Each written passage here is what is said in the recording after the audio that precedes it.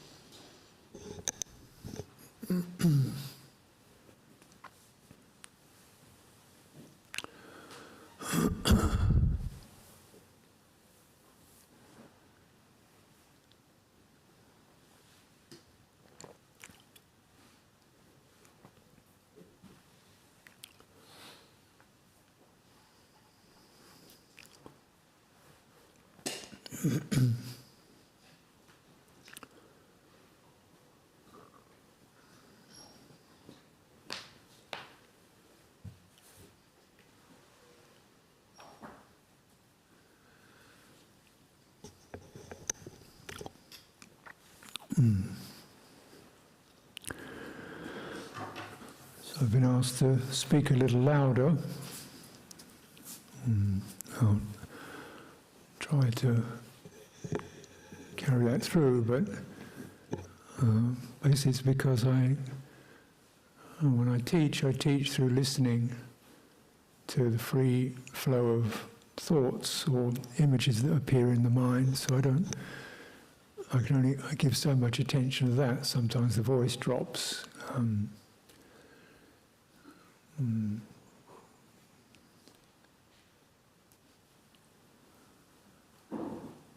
There's a certain skill in kind of splitting one's attention, so it's not too engrossed in one detail, but trying to cover all the bases.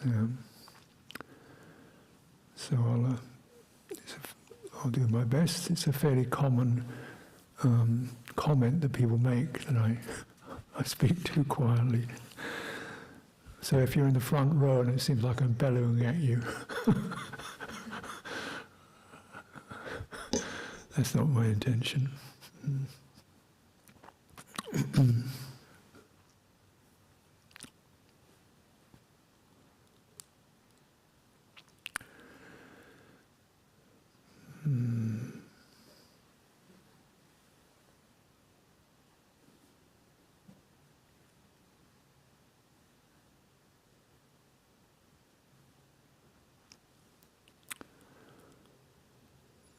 So today, as I've been talking a little bit mostly about mindfulness and samadhi, those aspects. And so I'd like to give due attention to panya, discernment, because this is the liberator. Everything else is preparing for a kind of liberation, which is a sense of withdrawal from sense phenomena, withdrawal, really focusing on stabilizing. And certainly it requires discernment to do that. Discernment covers all of it. You know. But when these bases are properly covered, then discernment comes into its own right. It's used in various ways for discrimination, for understanding, and for realization. So begin with a few readings today.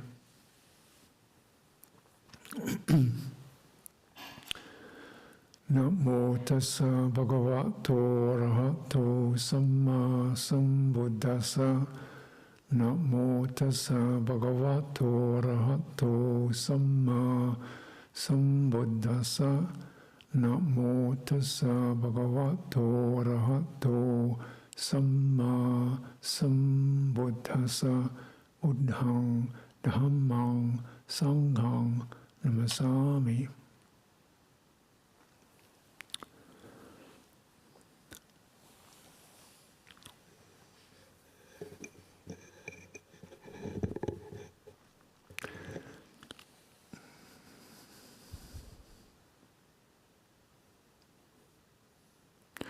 So I say the primary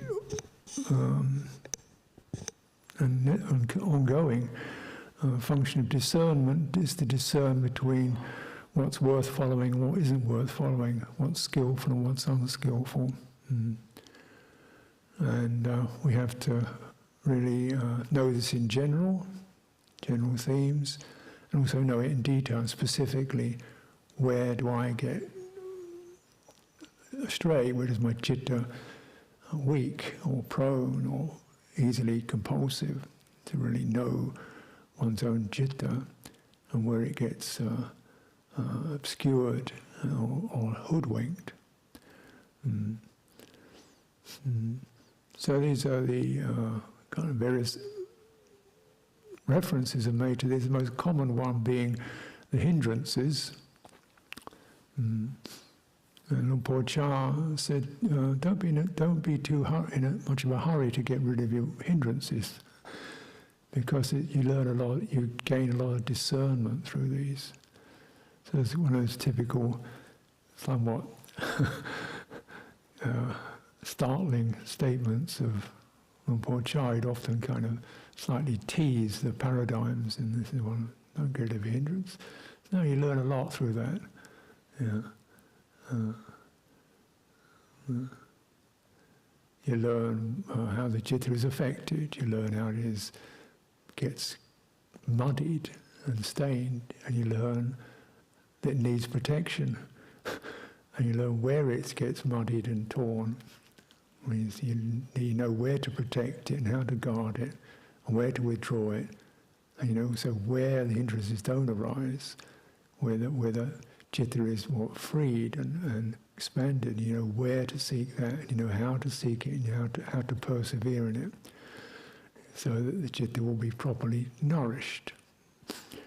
And this is nourishment and denourishment, or starvation, if you like, is a metaphor that's used in the suttas. So I'm just going to refer to a few passages in the 46th book of the Connected Discourse of the Samyutta Nikaya. This is from 46:51. And what, bhikkhus, is the nourishment for the arising of the unarisen enlightenment factor of discrimination of states? This is Dhamma Vicaya. And the fulfillment by development of the arisen enlightenment factor of discrimination of states. There are bhikkhus wholesome and unwholesome states, blamable and blameless states, inferior and superior states, dark and bright states with their counterparts. Frequently giving careful attention to them is the nourishment of the arising of the unarisen enlightenment factor of discrimination of states, and for the fulfillment by development of the arisen enlightenment factor of discrimination of states. And to counteract that, it says giving careless attention causes them to arise. So the pivot really is around whether one's attention is careful or careless. Here the word careful and careless is represented as yoniso.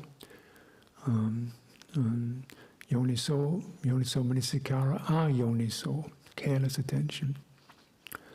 The word yoni means a place of birth, an origin, a source. So I often refer to this as deep attention. Means go right to the source, right into the root of the experience, right into where it's coming from. Or superficial attention, when you're just scattering over the superficial, external, flickering appearance of things. So that's my take on it, what it's about. Because if one's attention is just superficial, we easily get dazzled by sense objects, irritated or disgusted by sense objects, and muddied around and confused by thoughts, worried by, disturbed by flurrying emotions, and all this, the kind of fairly coarse experience, such as sense desire and ill will, to the more psychological experiences, restlessness, doubt, and worry. So one is caught in them because one's attention is just caught in the external appearance of things, including the appearance of thought, which can give rise to a lot of doubt, because it's so fleeting, and it always says it's true. It tends to establish a mark, the thought, establishes a reference point. And if you rely on those references points of thought are actually limited in their validity. And people argue over thoughts, over concepts, definitions and terms. So really one wants to enter the true meaning, to where skillful states arise. And for this we need to notice what's happening to the citta. Now when I talk about the citta, it's easy, one could assume, I'm talking about some kind of eternal soul or lasting entity, and I would recognize that's a problem. But it is very much how the Buddha expressed it. It's definitely a reference point, a quality, however evanescent and mysterious it is, and it's known by what marks it. And so when the citta is unmarked, it's called atangamo, gone out, liberated. So it's or unrestricted by perceptions and feelings. But for the unawakened being, the citta is always known by what it's covered in, the clothes, if you like. Just as we see bodies and we kind of know them by the skin, what the outer appearance is. We don't really get much deeper than that in ordinary life. So here, the Buddha mentioning how sense lust affects the mind, citta. Suppose there's a bowl of water mixed with lac, turmeric, blue dye or crimson dye. Someone with good sight, with sharp eyesight, were to examine his reflection, facial reflection in it, he would neither know nor see it as it really is. Eyes are good, look in the right direction, but what we're looking at is coloured, flavoured, with these colours. Senses are coloured by, called the sign of sense desire. It's a kind of glowing quality that lands on experiences. When you see the glow, we don't really see it, but heart experiences that glow. Oh, And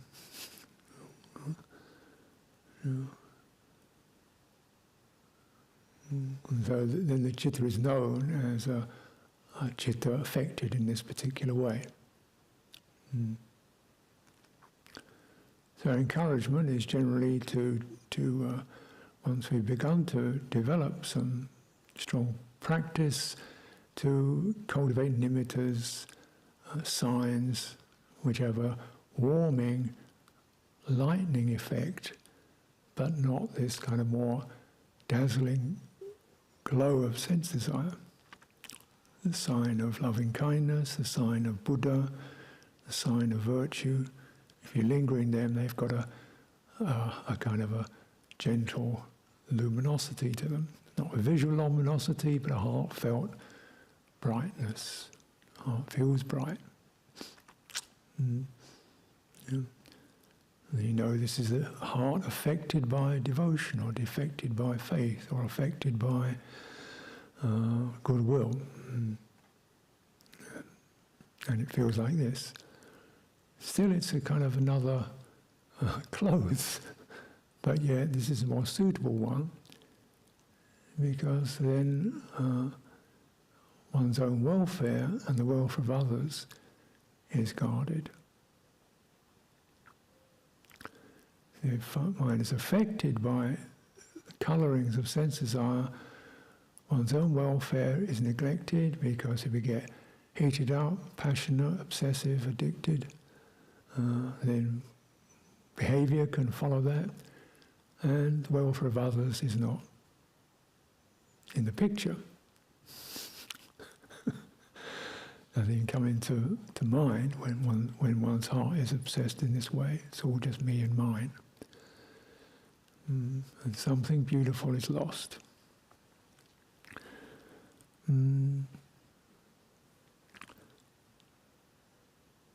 So then it says, well, with ill will, if one doesn't understand as it really is the escape, or knows it as it really is, for one's own good, for the good of others or the good of both, it says it's like you have a bowl of water heated over a fire, bubbling and boiling. Someone with good eyesight would examine his own facial reflection in it, would still not see it as it really is.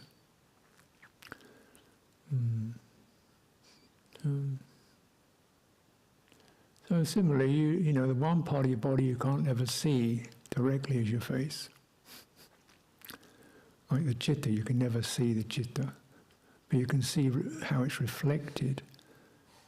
And it's reflected by these hindering qualities in a kind of distorted, inflamed way, or it's affected by more calming qualities in a way that's smooth and peaceful.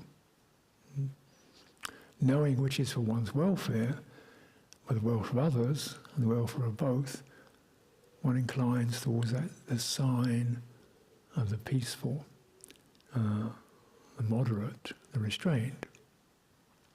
And the release from this heated, prickly sense of ill will, bristling. So then you discriminate, you discern, this feels like that, this does this to my citta, this feels like that. Where is this going to go? This is the function of panya.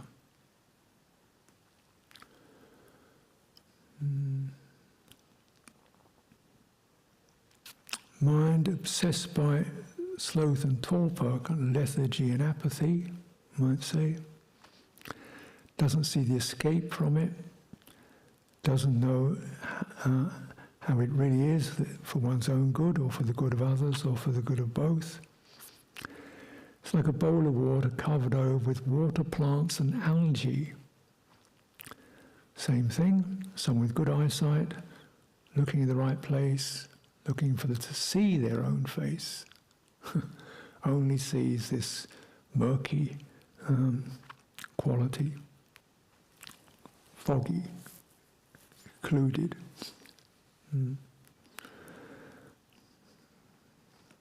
So then we look towards where does arisen energy come from?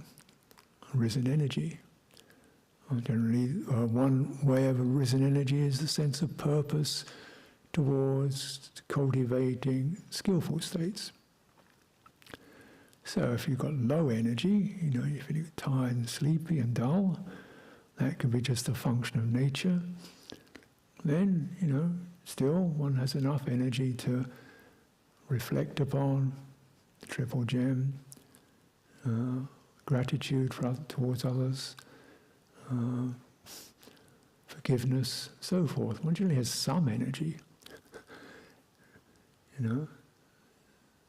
enough to do that. So that sense of, even if one does get tired, maybe needs to sit down and rest, or even lie down and rest, still one can keep some recollection going in order to cultivate what one can in terms of skillful states. So bearing in mind that as we age, or if we don't age, we will age, but in this very time we will all lie down. And as you get older, the lying down bit probably gets longer. And as you get sick, the lying down gets longer and longer. And you're generally dying lying down. So the proportion of reclining can increase over the years. And then rather than just collapse or go into dreamy states of futile memory, just to cultivate that sense of when I recline, before I recline, just wait a minute, try to recline with sensing your spine, lengthening the spine down to the soles of your feet, slightly poised, reclining rather than a fetal collapse. And then just wait a minute, and then you reflect upon today, what skillful states have arisen in myself or in others that I can pin my attention to in the future, or in the past, or in the present. What can I pin my attention to? So that will be the sign that lingers in the heart. And as one's dying, cultivate it, because you will be dying, then this particular practice becomes perhaps the practice.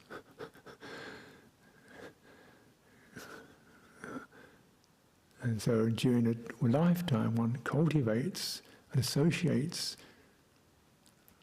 with the field of good deeds and good actions and good presence. So you have many treasures to dip into that you can bring up and hold in the heart.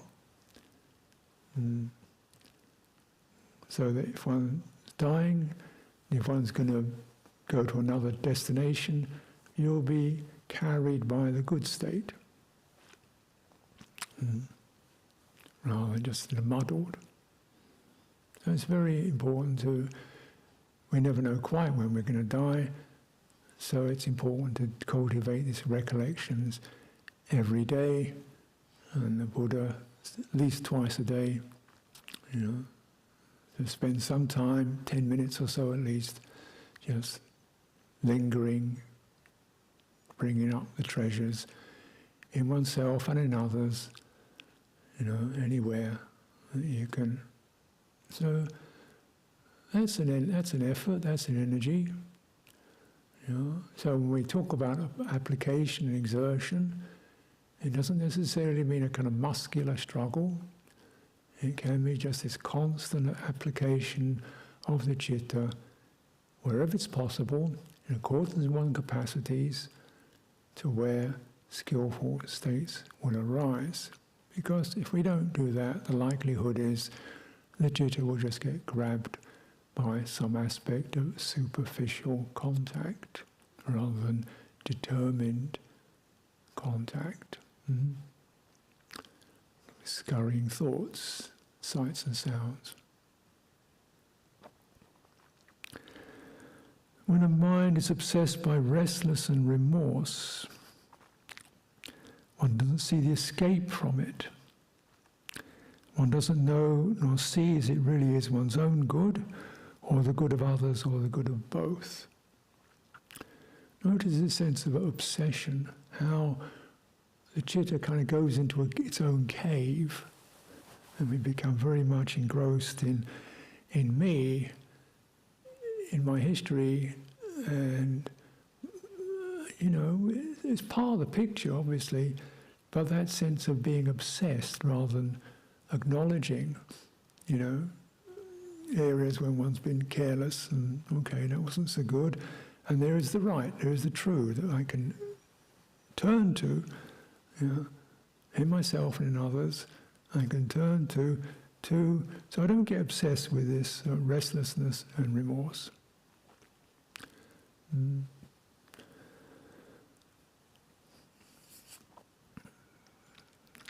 So we have to know that. And also, discernment means you really know the citta.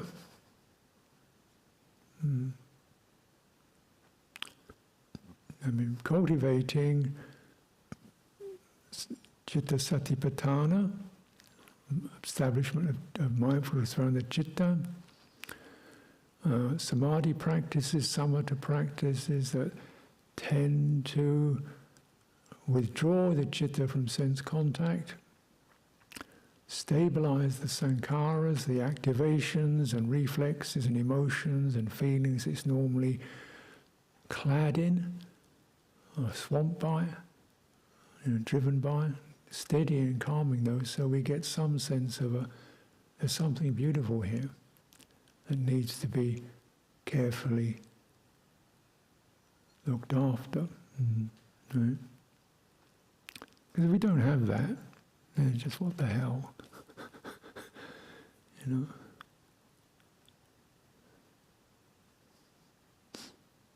And so for a really untrained person, barely knows that there is such a thing, barely knows their own, or refers to their own heart.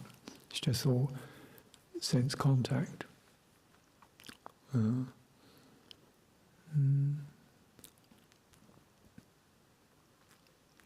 So this is called a citta, like a bowl of water stirred by wind, rippling, swirling, churned into wavelets. Similarly, one can't see one's own face. One can't get a sense of one's citta.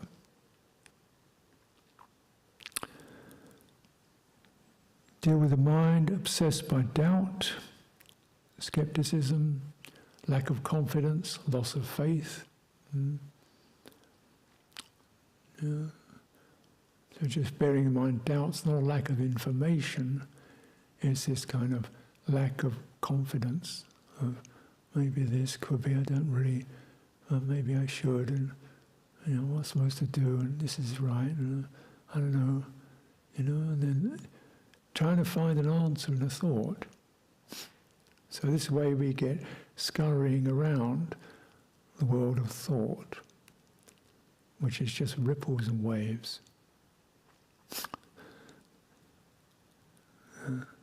Now we do think, so the sense is there's a thought, you begin to get the patterns of the thought. Hey, this is a restless thought.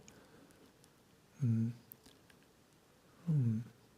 the way to bear in mind is when you refer to your thinking process or your ways of considering things.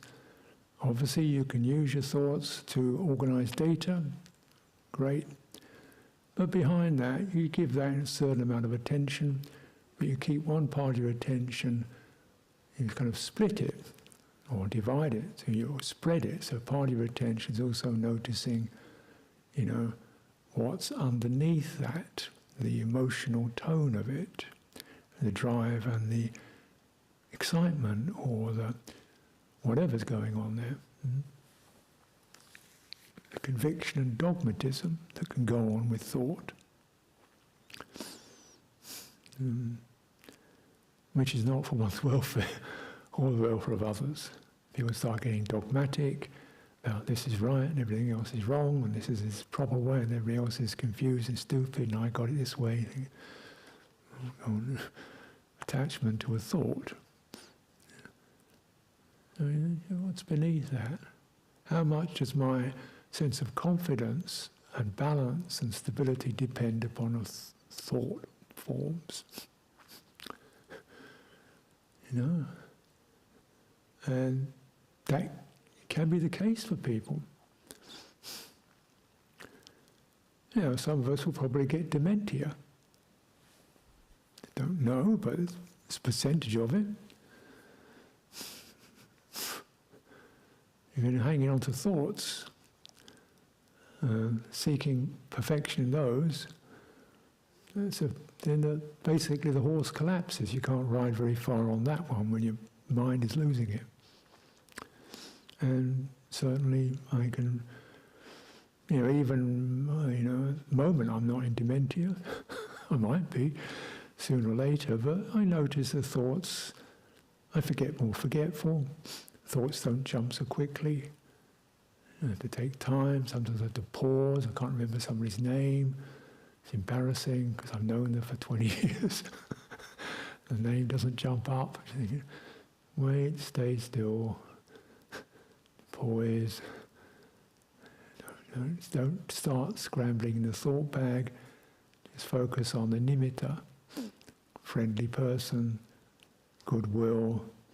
Let's see, as we interact, a name may suddenly pop up. And it generally does. Because the name was only a name anyway.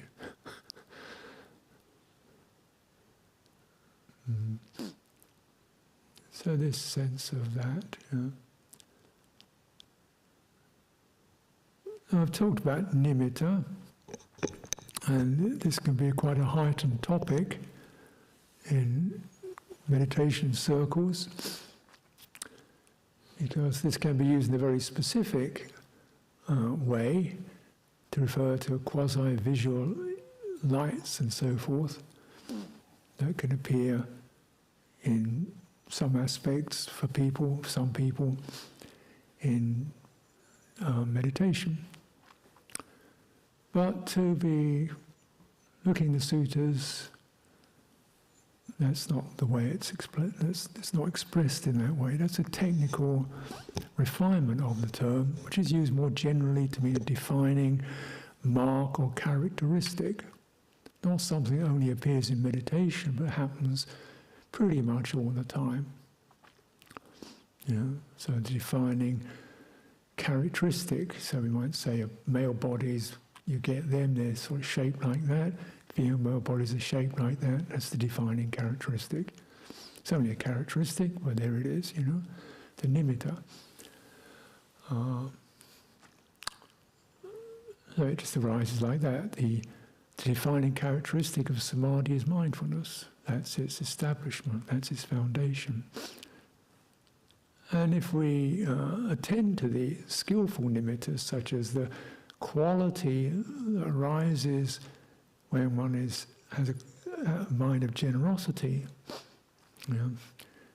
part of your attention is on the giving in the deed, part of your attention is on recollecting how it affects your heart.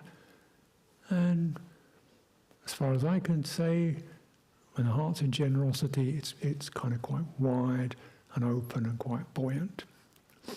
And one is not in doubt, not in sense desire, not in ill will, not in restlessness.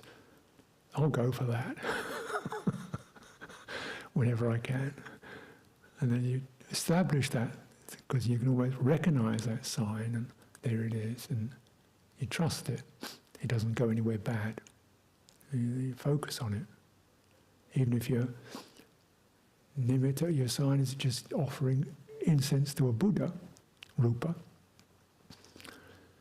Because then it's enriched by the quality of the faith one has in what that image represents. So it becomes a doubly enhanced sign, quite strong. You see what I mean? And of course, these signs, these images accompany all heart states. And if we only go into our thinking process, we don't really notice that. But if you go into the state of heart, you can generally recognize the nimitta of ill will as a kind of heated, stirring, defended, surging quality. And when that abates, something quite peaceful and more watery, more fluid arises. Loving kindness, compassion, so on. Or non-ill will. And that feels better. Let me, get beneath the appearances of things into what's happening in the heart. Yeah.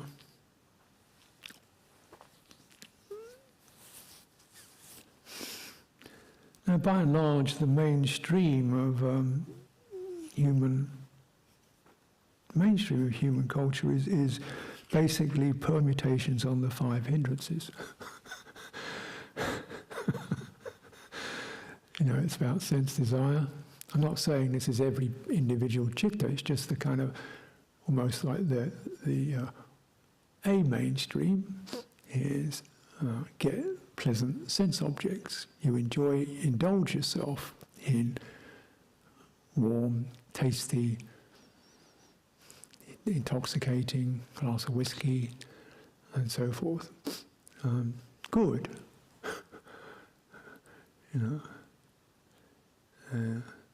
Where the clothes that are designed for, in general, are those that try to sort of make the body look more attractive.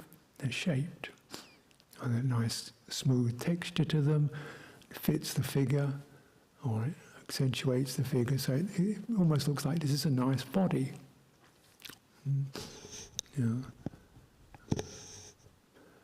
And sometimes they've got slogans written on them, so you actually very much are drawn to the body because it's got some slogan written on a t-shirt, so your eye goes to that. Naturally you get the hit of the body underneath it. This is all kind of, steering attention, in various ways towards the sign of the body, the physical body, the visual body. This becomes a big thing.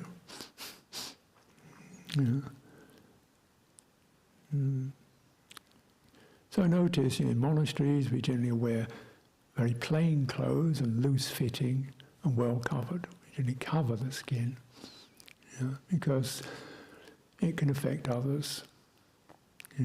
That's the way our ignorant hearts are naturally they're tuned to the appearance of bodies. It's not anybody's fault, it's just the way it is. So we cover it. It's just being careful and respectful and sensitive to how we can affect others. And you think, if you're doing that, you think, then you know what you're doing. Oh, that's what I'm doing. And this is therefore, I am recognizing that, I am signifying the awareness of the need for modesty and how sensitive we can be, and I'll make an effort in that way, and this is good, and for the welfare of others. It's not, I got to do this stupid thing. Looking at it in how it, guarding against that, coming out of the mainstream. Mainstream is affected very much by ill will, forming different groups, hating Muslims, hating Jews, hating immigrants, hating Germans, hating Russians, hating Northerners, hating Southerners, Southerners hating Westerners, Easterners hating people in the centre. Everybody hates the government, called the United Kingdom. United around our mutual dislike. So we think, well, this is not a great way to organise harmony. Could it be a forgiving kingdom? A tolerant, multi-diversity, everybody welcome kind of quality. That would be much better. And to recognise, hey, it's pretty difficult living with 60 million people to expect everybody's going to be the way I want them to be. So can I develop that sense of, okay, she's like this, he's like that, he speaks like this, she's from this country. They're human beings, Chithurst, may they be well, And recognising one makes the gestures of welcoming to guests and visitors, because this sense of, the inferred hostility, people not being hostile, but people prepared for it, fearful, anxious that they'll be rejected. And so, let them feel welcomed. And guard against that sign, making an effort in that way.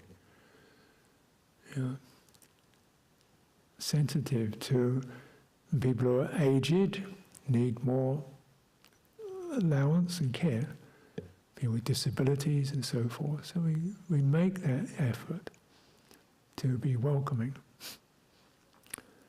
And so not just I'm here on my own, look after yourself, but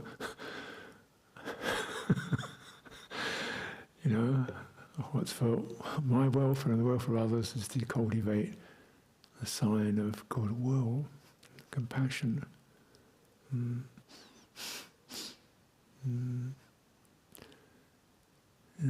So particularly when we're in situations where, we're sitting in meditation and say 20 people turn up and they got their phones going bleep, bleep, bleep, and they crash a bit and they clunk their offerings down on the floor, and maybe a kid runs around a bit. People. Instead, okay, people are settling in. They're finding their way. Give them time to settle in. And take a bit of time, you hear, switch the phones off, and they, sit down, darling, get the kid to sit down, and quiet down, the monks are sitting, gradually they settle. Give them time, So you guard against the hindrance of ill will. You don't get very picky. So it's good to spread your attention.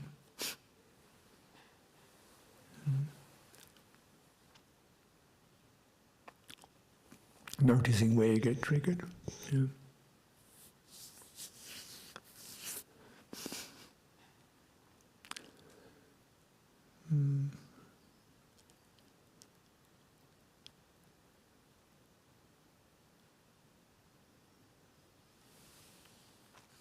So every day we do chanting, and naturally the voices are different.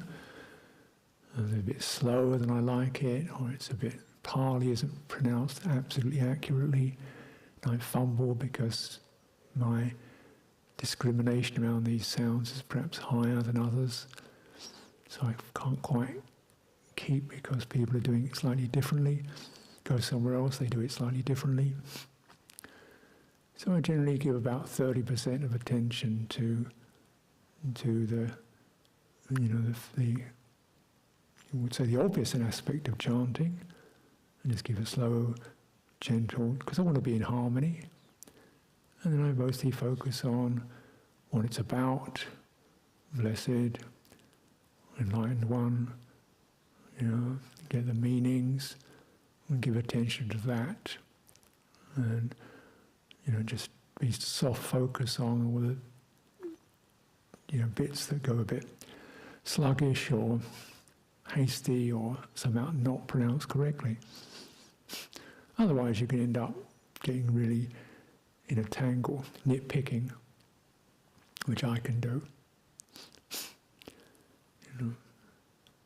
I get nitpicky over words and get nitpicky over punctuation, so that I don't even want to read a book anymore because I start getting nitpicky.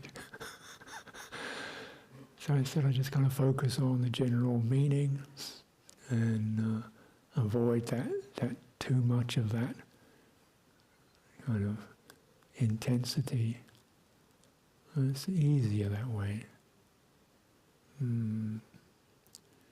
Sluggish, we get long sittings can make you feel sluggish because your energy gets stagnant. So then you take some time just even slightly stretching the spine to me is the fundamental feature of the body to be encouraged. So gently lengthening, stretching the spine, standing up, dropping the shoulders, refreshing the spine, sitting down again, putting effort. Don't just hang in a torpid state, which it wants you to do. Generally, torpid state says stay, stay, stay. Don't change anything. The weeds want to grow. So instead say, no, do change things. And develop whatever discrimination one can, because discrimination brightens. So we can say, okay, don't feel so bright. Well, focus on my fingertips. Place the fingertips so they touch each other. Quite sensitive area. And place my attention on the spine. Don't go into the mind in this condition. Stay outside it. Because at the moment it's overwhelmed. Giving careless attention to an overwhelmed state. Give careful attention, deep attention. You recognize this has got me in its grip. Okay, where do I look around for a reference point to, help me out of this without getting negative and frustrated and struggling? So just a sign of the upright body, walking up and down. And if we are, getting those times when we need to lie down, at least doing so with a sense of clarity and keeping a sign in mind.